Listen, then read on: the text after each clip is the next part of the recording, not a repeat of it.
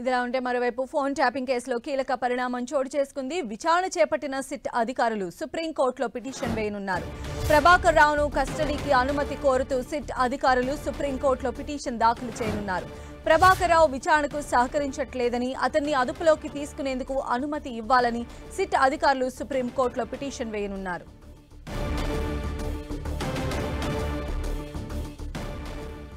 So phone tapping కేసులో చాలా కీలక పరిణామం చోటు చేసుకుంది. విచారణ చేపట్టిన సిట్ అధికారులు సుప్రీంకోర్టులో పిటిషన్ను వేయబోతూ ఉన్నారు. ప్రభాకర్ రావును కస్టడీకి అనుమతి కోరుతూ సిట్ అధికారులు సుప్రీంకోర్టులో పిటిషన్ను దాఖలు చేయబోతూ ఉన్నారు. ప్రభాకర్ రావు విచారణకు సహకరించట్లేదని, అతన్ని అదుపులోకి తీసుకునేందుకు అనుమతి ఇవ్వాలని ఇప్పటికే సిట్ అధికారులు సుప్రీంకోర్టులో పిటిషన్ వేయబోతూ ఉన్నారు. మరిన్ని అప్డేట్స్ కూడా తెలుసుకుందాం. మా ప్రతినిధి సునీల్ మనకు అందుబాటులో ఉన్నారు. సునీల్, తెలుగు రాష్ట్రాల్లో తీవ్ర రాజకీయ ప్రకంపనలు సృష్టిస్తున్నటువంటి ఫోన్ ట్యాపింగ్ కేసు వ్యవహారంలో మరొక కీలక పరిణామం చూసుకునే అవకాశం ఉంది. ప్రధానంగా ఇప్పటికే ఈ కేసులో దాదాపు 5 పోలీసు అధికారులని అరెస్ట్ చేసి విచారించినటువంటి సిట్ అధికారులు, మరోవైపు ఈ కేసులో మొదటి నుంచి ప్రధాన నిందితుడిగా ఆరోపణలు ఎదుర్కొన్నటువంటి ఎస్ఐబి మాజీ చీఫ్గా పనిచేసినటువంటి ప్రభాకర్ రావుని అమెరికా నుంచి సుప్రీంకోర్టు ఆదేశాల మేరకు హైదరాబాద్ తీసుకురావడం. ప్రస్తుతం ప్రభాకర్ రావుని కూడా సుదీర్ఘంగా 5 సార్లు స్పెషల్ ఇన్వెస్టిగేషన్ టీం అధికారులు విచారించారు. అయితే సుప్రీంకోర్టు ఆదేశాలు గతంలో అరెస్టు చేయొద్దు, అరెస్ట్ నుంచి అతన్ని విచారించాలని మాత్రమే సుప్రీంకోర్టు చెప్పింది. కానీ ఇక్కడ కూడా అతనికి ప్రివెంటివ్ అంటే ముందస్తుగా కస్టడీలోకి తీసుకోవద్దంటూ కూడా గతంలో సుప్రీంకోర్టు ఆదేశాలు జారింది. సుప్రీంకోర్టు ఆదేశాల నేపథ్యంలో ప్రభాకర్ అమెరికా నుంచి హైదరాబాద్కు రావడం జరిగింది. అయితే ఇటీవల కాలంలో 5 సార్లు ప్రభాకర్ రావుని సుదీర్ఘంగా విచారించినటువంటి సిట్ అధికారులు కొంత ఎవిడెన్స్ మాత్రం అతను బయటపెట్టడం లేదు. ఇతను పూర్తిగా కస్టడీలో తీసుకొని విచారిస్తే మరిన్ని విషయాలు వెలుగులోకి వస్తాయి. గతంలో సుప్రీంకోర్టు ఇచ్చినటువంటి మినహాయింపును పూర్తిగా కొట్టివేసి ప్రభాకర్ రావుని కస్టడీకి తీసుకునే విధంగా సుప్రీంకోర్టు ఆదేశాలు జారీ చేయాలంటూ కూడా ఈరోజు అటు వెస్ట్ జోన్ డీసీపీ విజయ్ కుమార్తో పాటు ఈ కేసులో సిట్ ఇన్వెస్టిగేషన్ స్పెషల్ ఇన్వెస్టిగేషన్ టీంలో ఐఓ ఆఫీసర్గా ఉన్నటువంటి ఏసీపీ వెంకటగిరి ఇద్దరు కూడా ఢిల్లీకి వెళ్లారు.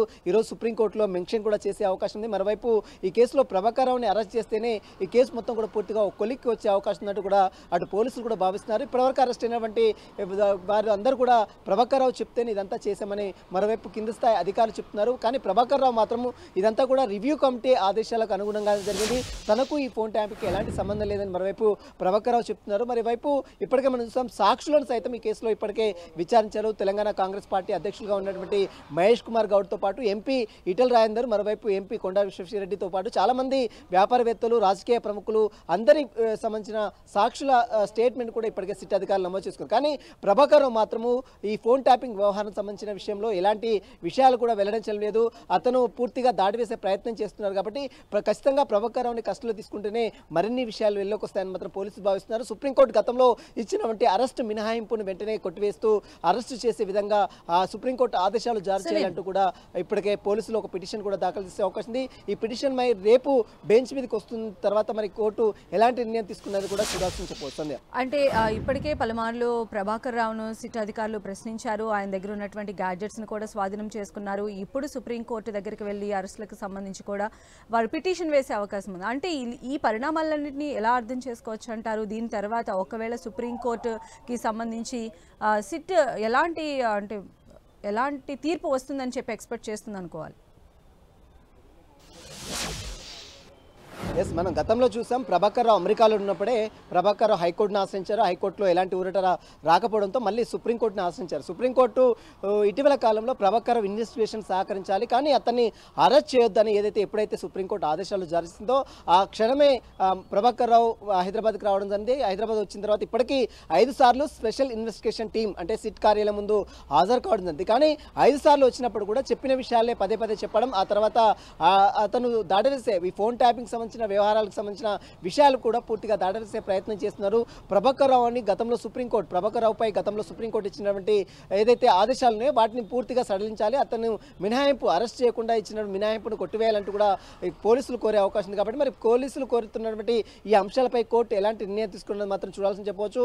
మరోవైపు ఇప్పటికే వెస్ట్ జోన్ డీసీపీ విజయ్ కుమార్తో పాటు ఈ కేసులో ఐఓ ఆఫీసర్గా ఉన్నటువంటి వెంకటగిరి ఇద్దరు కూడా ఢిల్లీకి వెళ్లారు. ఢిల్లీలో ఉన్నటువంటి తెలంగాణ రిప్రజెంటేటివ్ పబ్లిక్ ప్రాసిక్యూటర్ని కలిసిన తర్వాత దానికి సంబంధించిన వివరాలు మొత్తం కూడా సబ్మిట్ చేసిన తర్వాత కోర్టులో పిటిషన్ కూడా దాఖలు చేసే అవకాశం ఉంది. ఎందుకంటే ప్రభాకర్ రావుని అరెస్ట్ చేస్తేనే ఈ కేసు పూర్తిగా ఒక కొలిక్కి వచ్చే అవకాశం ఉందని తెలుస్తుంది. ఇప్పటికే చాలా మంది దగ్గర డాక్యుమెంట్స్ కలెక్ట్ చేశారు, వారి యొక్క స్టేట్మెంట్ నమోదు చేసుకున్నారు. ఓవైపు విట్నెస్ స్టేట్మెంట్తో పాటు మరోవైపు అక్యూజ్ స్టేట్మెంట్ కూడా నమోదు చేసుకున్నటువంటి స్పెషల్ టీం అధికారులు ఇప్పుడు ప్రభాకర్ రావుని అరెస్ట్ చేయాలని భావిస్తున్నారు. ఎందుకంటే అతన్ని అరెస్ట్ చేస్తేనే ఈ కేసులో మరికొంతమంది పేర్లు కూడా బయటకు వచ్చే అవకాశం ఉన్నట్టు కూడా భావిస్తున్నారు. కాబట్టి ఈ కేసులో మరి సుప్రీంకోర్టు ఎలాంటి నిర్ణయం తీసుకున్నది మాత్రం చూడాల్సింది చెప్పవచ్చు. అయితే సుప్రీంకోర్టులో ఎలాంటి వాదనలు వినిపించే అవకాశం ఉంది? అంటే ప్రభాకర్ రావు అంటే ఈ కేసులో చాలా క్రూషియల్ అనేటువంటి ఆధారాలు కూడా సబ్మిట్ చేయాల్సి ఉంటుంది. అదేవిధంగా ఒకవేళ తీర్పు కనుక ప్రభాకర్ అరెస్టుకి సంబంధించి వచ్చినట్లయితే మరిన్ని అరెస్టులు కూడా జరిగేటువంటి ఛాన్సెస్ ఎంతవరకు ఉండొచ్చు?